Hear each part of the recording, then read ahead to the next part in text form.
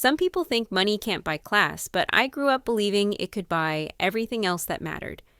If you enjoyed hearing about my complete disaster of an engagement party, hit that like button and subscribe. Trust me, you're going to want to hear how this whole thing played out. My name is Sage. I'm 29, and I work at one of the most prestigious art galleries in the city. Not because I'm particularly talented, mind you, but because Daddy's donations opened doors that my art history degree never could have. I've always lived in this bubble where everything was handed to me, the right schools, the right connections, the right everything, until I met Harold. Harold was 32 when I commissioned him to build display pedestals for our contemporary sculpture exhibition. He owned this little custom furniture business, working with his hands all day, coming home covered in sawdust and wood stain. There was something almost primitive about him that fascinated me. He had these rough, calloused hands that knew how to shape raw materials into something beautiful.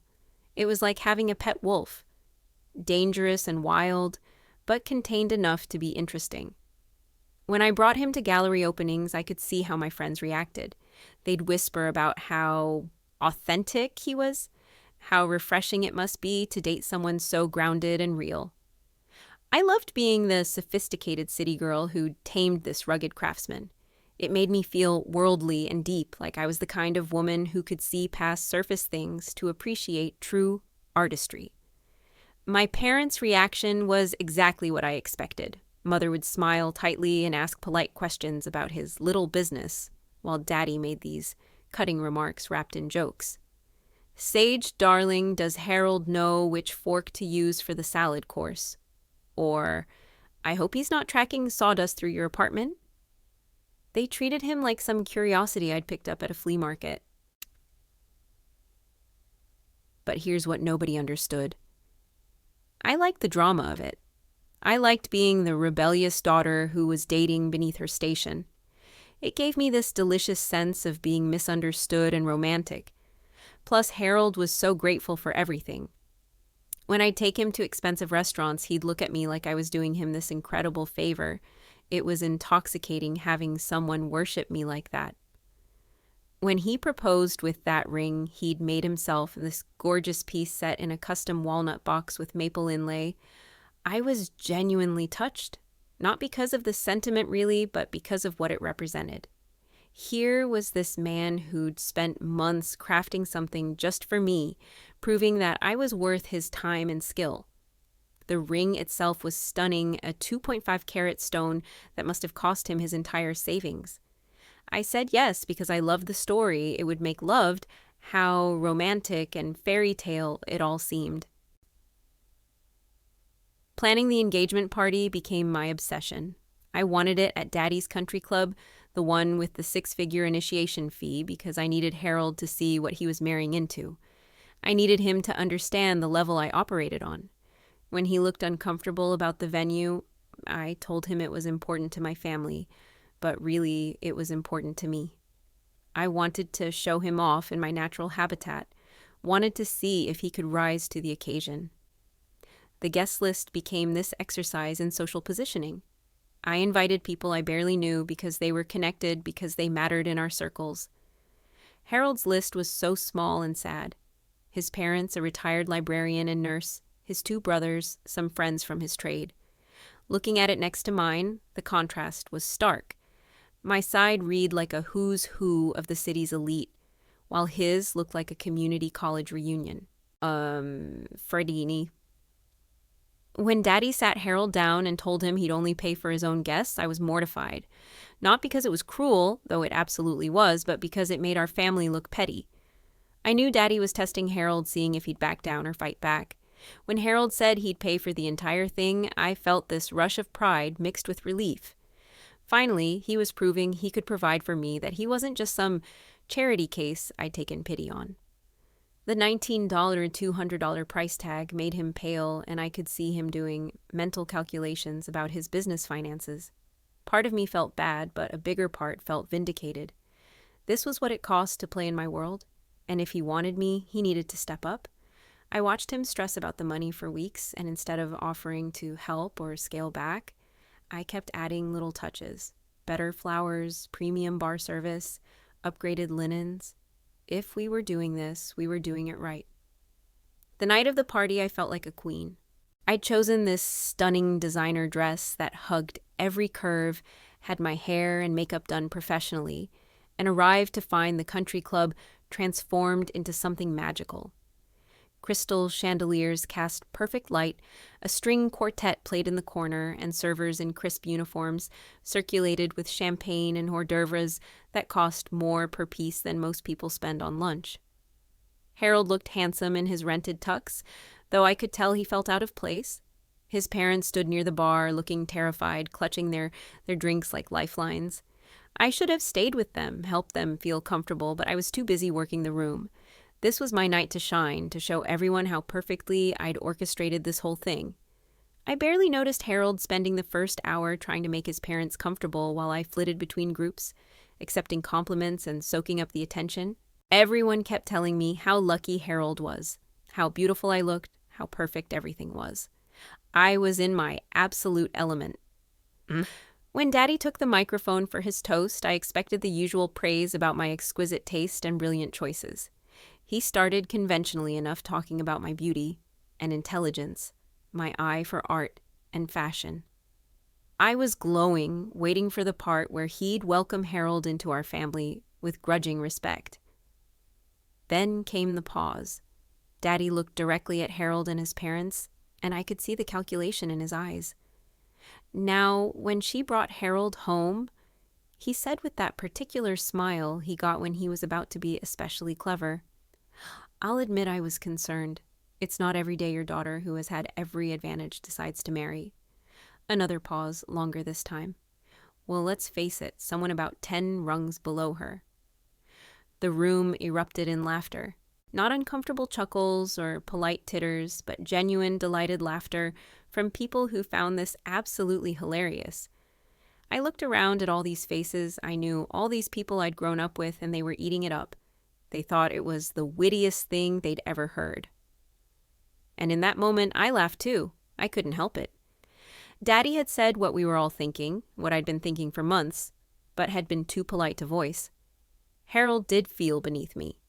He was marrying up in every conceivable way, socially, financially, culturally. The joke was mean, but it was also true, and hearing someone finally say it out loud felt like this incredible release of tension I didn't even know I'd been carrying. When I caught Harold's eyes across the room, I was still giggling. He looked stricken, but I just shrugged. This was Daddy being Daddy. This was how our family operated. Harold needed to develop thicker skin if he was going to survive in our world. I expected him to laugh it off, maybe make some self-deprecating joke back. Instead, he did something that caught everyone off guard. He laughed, but it wasn't the good-natured chuckle I was expecting. It was sharp and cold, cutting through the room's jovial atmosphere like a blade. Daddy, surprised by the response, pointed the microphone toward Harold with a grin. He's a good sport. He knows it's true." "He's right?" Harold said, his voice carrying clearly in the sudden quiet. Every conversation stopped. Every head turned. Harold stood up slowly, and I felt this first flutter of unease. This wasn't going according to script. Harold walked over to Daddy, and for a moment I thought he might do something violent. Instead, he gently took the microphone from my father's hand. Daddy looked confused, like a comedian whose punchline had been interrupted. "Excuse me, everyone," Harold said into the mic. His voice was perfectly steady, perfectly controlled. "Frederick, thank you for your candor. You've made me realize something important tonight." I felt my smile freezing on my face. This wasn't how this was supposed to go. Harold was supposed to be embarrassed but gracious, maybe a little hurt, but ultimately understanding. He wasn't supposed to take control of my party. "You're absolutely correct," Harold continued, looking directly at me. "Sage is marrying someone 10 rungs below her, and she deserves better. She deserves someone on her level, someone appropriate."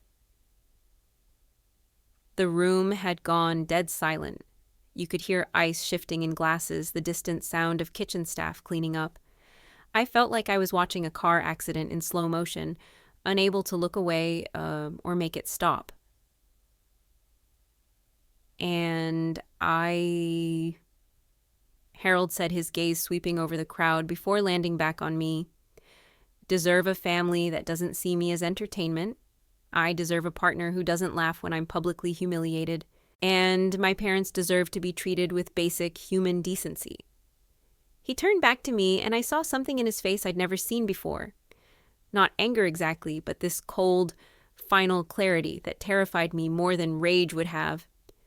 Seiji, he said into the microphone, his voice carrying to every corner of the room, I wish you all the best. The wedding is off. What, Harold, stop it. You're making a scene. I hissed, but he was already putting the microphone down on the table. No, he said quietly just to me. Your father made a scene. You laughed at it. I'm just ending the show. I watched in growing panic as Harold walked over to the event coordinator who was standing by the entrance, looking shell-shocked. They had a brief conversation, and she printed something out with shaking hands. The itemized bill. The full $19,200 that was already charged to his business card. Harold walked back to me, and I could feel 200 pairs of eyes watching us. I was starting to cry, not from sadness, but from pure humiliation. This was supposed to be my perfect night, and he was destroying it in front of everyone who mattered. Harold, please, let's just go outside and talk about this, I whispered desperately. No, he said, holding out the printed bill. But you should keep this. It was your party with your friends at your club. You and your father can figure out how to pay for it. I stared at the paper in his hand like it was a snake. What? What is this? It's the bill I just paid for this evening, he said calmly. Consider it my engagement gift to you. He didn't wait for me to respond. He walked over to his parents, said something quiet to them, and they all headed for the exit. I stood there holding a $19,200 bill in my trembling hands while 200 people stared at me in stunned silence. My phone started buzzing before Harold's car had even left the parking lot. Texts, calls, voicemails, everyone wanting to know what had just happened, whether this was some kind of elaborate joke if Harold had lost his mind. I didn't answer any of them. I just stood there in my perfect dress, in my perfect venue, holding the evidence of my complete humiliation. The next few days were a blur of damage control. I crafted the perfect social media post, a black and white photo of myself looking pensively out a window with a caption about learning to heal from public betrayal and finding strength after someone throws your heart back at you in front of everyone you know. The comments poured in exactly as I'd hoped. You're so brave. He never deserved you. What a psycho. But Harold wasn't done with his tantrum. 3 days later, a certified letter arrived at my apartment. A formal demand from some lawyer named Vincent Santos requesting full reimbursement of the party costs and immediate return of the engagement ring. The letter was coldly professional, laying out Harold's case like I was some kind of criminal. It claimed that Daddy's public humiliation and my assent to it constituted a breach of our engagement contract, making us liable for the costs. I called Daddy immediately, rage making my voice shake. He's trying to extort us, I told him. He's claiming we owe him money because his feelings got hurt. Daddy was furious. Within hours, our family lawyer Sterling had called Harold's lawyer with a counter threat. Defamation, emotional distress, the cost of my wedding dress, and all the non-refundable deposits that were now worthless, thanks to Harold's public breakdown. Sterling made it clear that Harold was picking a fight with people who had the resources to bury him. That should have been the end of it. Harold should have realized he was outmatched and backed down. Instead, he escalated. He filed an actual lawsuit, not just threatening letters, but a real court case with public records. Breach of contract, demanding his money back, and the ring. But the worst part was the third claim, tortious interference. He was accusing Daddy of using his business connections to sabotage Harold's career. Which was ridiculous, obviously. If Harold's clients decided to go with other contractors, that was just the market correcting itself. It had nothing to do with Daddy mentioning to a few business associates that Harold had some character issues. The lawsuit became public record, which meant anyone could look up the details. The 10 rungs quote was right there in black and white, along with Harold's version of events. Suddenly, people were talking about it at every social gathering. Some found it amusing, but others seemed to think Daddy had gone too far, that Harold's reaction was justified. I started noticing changes in how people treated me. Conversations would stop when I entered a room. Invitations that should have come didn't. My dating life became impossible. Men either saw me as damaged goods or worried they'd end up as the next Harold, publicly humiliated for not measuring up to my standards. The settlement meeting was held at Sterling's downtown office in a conference room with floor-to-ceiling windows overlooking the city. Just me, Daddy Sterling, Harold, and his lawyer, Santos. It was the first time I'd seen Harold since the party, and he looked different. Calmer somehow, like he'd made peace with whatever was about to happen. Sterling pushed the settlement agreement across the table without ceremony. We would pay Harold back his $19, $200, drop our counterclaims, and I would return the ring. In exchange, Harold would drop the interference claim, and we'd all sign non-disclosure agreements. I wanted to fight it, but Daddy just looked tired. The lawsuit had already cost us more in legal fees than we were paying back, and the longer it dragged on, the more public attention it attracted. Bad publicity was something our family had always avoided. I reached into my handbag and pulled out the walnut box Harold had crafted. My hands were shaking as I slid it across the table. Harold opened it, checked that the ring was inside, then closed it again. He didn't look at me once during the entire process. As we were leaving, Daddy couldn't resist one final shot. "You'll regret this, boy. You've made a powerful enemy." Harold stopped at the door and turned around. "No, Frederick," he said quietly. "I'm just a furniture maker. You're the one who just paid $19,000 for a bad joke. You and Sage made your choice that night. I just made mine." That's when I finally broke down crying, not from remorse. I still believed we'd been wronged, but from the sheer injustice of it all. Harold was walking away with our money and acting like the victim when he was the one who'd destroyed my engagement party and humiliated me in front of everyone I knew. 8 months later, I found out just how thoroughly Harold had won. I was at a gallery opening downtown when I saw him across the room.